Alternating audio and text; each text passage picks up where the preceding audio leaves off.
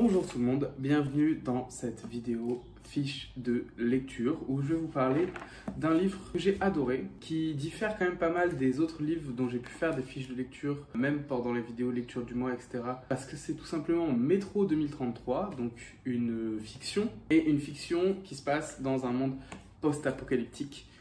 Et j'ai adoré ce livre, je le dis d'emblée, je l'ai adoré. Donc déjà, on le voit, c'est un gros pavé quand même. Il fait à peu près 800 pages, quelque chose comme ça. On se quand même écrit plutôt gros dedans, mais il y a des petites marges, etc. Donc c'est quand même 800 belles pages. Hein. Voilà. Mais franchement, ça se lit tellement rapidement. En fait, les chapitres sont assez courts aussi, j'ai l'impression. Du coup, ça fait qu'on avance très rapidement dans l'histoire et on finit vite les chapitres, donc on a très envie très vite de savoir la suite, et puis c'est très prenant, donc vraiment c'est génial. Donc pourquoi c'est prenant? On va passer tout de suite à un peu comprendre ce qui se passe dans ce bouquin.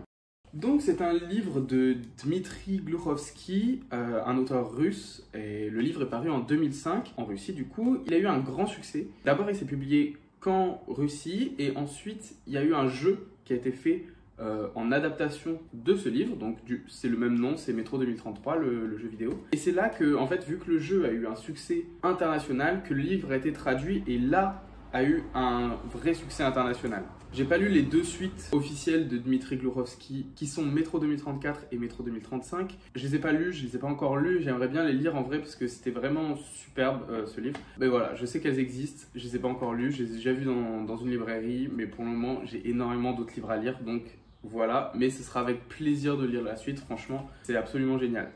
Mais ce qu'il faut savoir, c'est que, en fait, ce que j'ai appris en faisant des recherches, parce que c'est pas vraiment indiqué nulle part, il me semble en tout cas, j'ai pas vu quoi que ce soit dans le livre. De toute façon, c'est le premier qui est sorti de cet univers-là, c'est qu'en fait, oui, c'est vraiment un univers qui a été créé autour de ce livre. Après ce livre, il y a les jeux vidéo, parce qu'il me semble qu'il y en a eu, faudrait que je vérifie le nombre, je l'écrirai au montage sur l'écran quelque part. Mais il y a eu, il me semble, 5 jeux, quelque chose comme ça. Donc, qui sont des jeux de tir post-apocalyptiques dans le métro, donc, parce que ça se passe dans le métro. Je vous parlerai de l'histoire ensuite. D'abord, je vous parle de l'univers du bouquin. Donc, il y a ces 5 jeux et il y a aussi des dizaines d'histoires originales qui ont été faites. Là, ça se passe dans le métro de Moscou, mais il y a des histoires qui ont été faites dans le métro d'autres villes de Russie. Il me semble à Saint-Pétersbourg, je sais plus, à vérifier. Dans d'autres villes de Russie, dans des villes en Autriche, et même il y a 3 histoires qui ont été écrites par un auteur français et qui se passent donc à Paris, dans le métro parisien. Ça, je trouve ça incroyable, que l'univers soit autant étendu. Ça me fait penser fortement, en tant que grand fan en plus de ça de cette franchise, ça me fait fortement penser à Fallout et à cet univers de Fallout qui est ultra étendu. Le seul problème justement que je trouvais à Fallout, c'est le fait qu'il soit étendu, mais pas si étendu que ça. Fallout, ça s'étend max aux États-Unis parce que l'entreprise Voltec, elle a construit des bunkers, à notre connaissance en tout cas, quand on regarde le lore de Fallout, que aux États-Unis. Du coup, au final, on n'a pas d'aventure ou de choses comme ça avec l'univers de Fallout qui est incroyable. On va pas se mentir, dans d'autres pays, avec d'autres cultures, et voir comment les cultures d'autres pays se sont détruites puis reconstruites sur les ruines des anciennes cultures pour créer des nouvelles choses. On n'a pas ça malheureusement avec d'autres pays dans Fallout. Là, je pense qu'il y a ça dans les autres histoires et je pense que ça peut être très intéressant de voir ça. Franchement, j'ai adoré découvrir la Russie à travers, Moscou principalement, à travers l'univers post-apocalyptique de Moscou. Je pense que maintenant je connais plus, je suis jamais allé à Moscou, mais je pense que maintenant je connais plus le métro de Moscou que la ville de Moscou en elle-même. Mais voilà, je trouve que c'est assez génial que l'univers soit aussi étendu. J'essaierai de lire 2-3 histoires qui en parlent et peut-être que je vous ferai d'autres vidéos sur le lore si jamais ça m'intéresse. Pour le moment, c'est pas prévu, mais c'est vraiment super comme univers, franchement. Donc voilà, pour faire court, c'est un monde post-apocalyptique. Donc, apocalypse nucléaire, terre irradiée, les gens se sont réfugiés sous terre dans le métro. C'est le même vibe que Fallout du coup, sauf que Fallout il se réfugie dans des abris qui sont spécialement prévus pour résister aux radiations. À la différence, peut-être Voltec, ils ont fait quelques expériences dans les abris, mais ça c'est une autre histoire. Il faut pas parler des expériences de Voltec, c'est pas important. Ici, Pas de entreprise qui fait des bunkers, pas de Voltec, non, juste le métro. Les gens se barricadent dans le métro et il y a toute une société qui se crée dans le métro moscovite. J'ai lu déjà il y a un certain temps, je ne me rappelle plus de quand a lieu l'apocalypse nucléaire. Je sais juste que du coup ça se passe en 2033, donc pas si loin que ça, hein, en vrai. Mais voilà, donc on suit le personnage de Artyom qui vit dans la station VDNKH. Je le dirai VDNKH, même si c'est un petit H, donc c'est pas la lettre K puis la lettre H, c'est une lettre en russe, mais j'ai pas envie de la prononcer parce que sinon ça va être imbitable et je vais mal la prononcer. Et vous aurez la lettre en cyrillique affichée ici. Et donc il vit dans cette station. Cette station, ils font surtout pousser des champignons. C'est comme ça qu'ils survivent. Ils font pousser des champignons et ensuite ils les acheminent, ensuite ils les vendent à des caravanes qui vont les amener dans des plus grosses villes, des plus grosses stations avec plus de gens pour les vendre, etc. Eux, ils récupèrent des ressources, ils donnent leurs champignons, ils récupèrent des ressources, ils donnent leurs champignons, etc. Parce qu'en fait, les champignons, ils font du thé avec, enfin voilà. Bref, comme ça qu'ils vivent dans leur station. Le problème, c'est que cette station, la station VDNKH, elle est à une extrémité du métro. C'est-à-dire que d'un côté, il y a les autres stations, de l'autre côté, il n'y a rien. Il y a personne, c'est inhabité. Et en fait, du coup, c'est une station d'avant-garde. Et cette station d'avant-garde, en fait, elle est attaquée par ce qu'ils appellent dans le livre les sombres. Donc c'est des êtres humanoïdes avec une peau noire très brillante, mais genre noir de jet, genre comme un écran de télé éteint. C'est vraiment, voilà. Et ces êtres-là, ils arrivent et ils tuent les gens. Ce qui n'est pas très sympathique.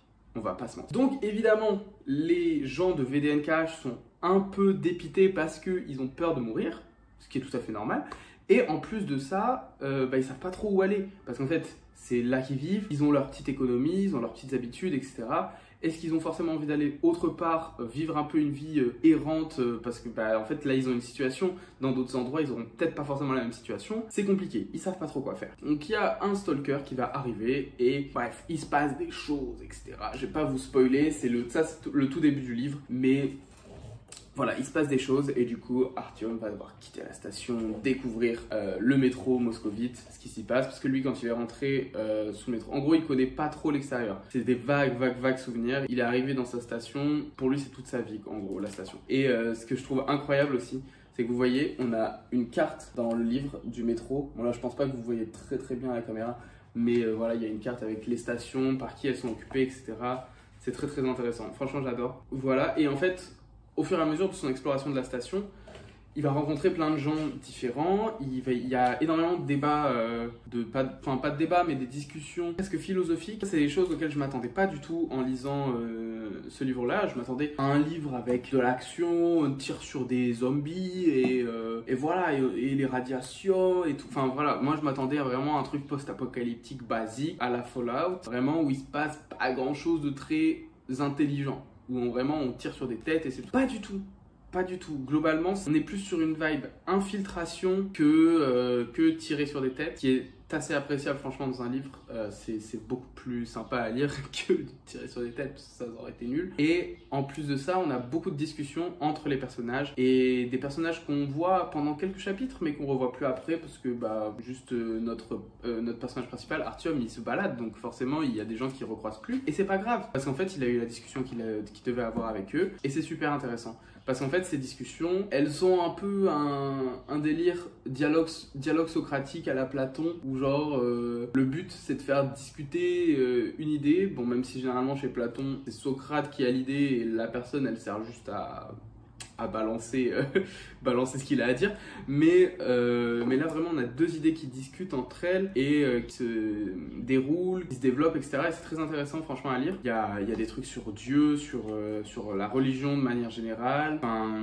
Franchement, sur la politique aussi, parce qu'il y a des stations qui sont occupées. Il y a les communistes, il y a une sorte d'archipel qu'on appelle la Hanse, qui est un amalgame de stations qui contrôle un peu toute l'économie. Le 4e Reich. Oui, c'est exactement ce que vous pensez. Et après, il y a la capitale, enfin, c'est pas vraiment la capitale, mais c'est la ville la plus grosse. Ça, c'est super intéressant parce que du coup, il y a des combats politique. Il y a beaucoup de choses qui se discutent par rapport aux politiques et le fait de voir que, évidemment, c'est les idéologies radicales qui émergent dans ce contexte-là. Ça va de soi, c'est très bien pensé, c'est logique en fait. Donc voilà, et vraiment j'ai adoré ce bouquin. Il y a quand même de l'action, il n'y a pas que des discussions, mais le rythme est très bien pensé. Franchement, on avance dans le livre, tout est intéressant. Que ce soit les moments d'action, les moments d'inaction, toujours est intéressant. Une ambiance incroyablement lugubre parce que vraiment être coincé dans le métro, mais je me suis rendu compte en lisant ça qu'il n'y a rien de plus flippant parce qu'en fait, évidemment, dans ce livre, c'est un monde post-apocalyptique. Donc les rames de métro ne fonctionnent pas. C'est-à-dire qu'on doit traverser les rails, les tunnels de métro à pied, sans lumière, parce que évidemment, pourquoi installer des lumières dans des tunnels où en fait il y a des métros qui passent? On marche pas à pied dedans, ben non.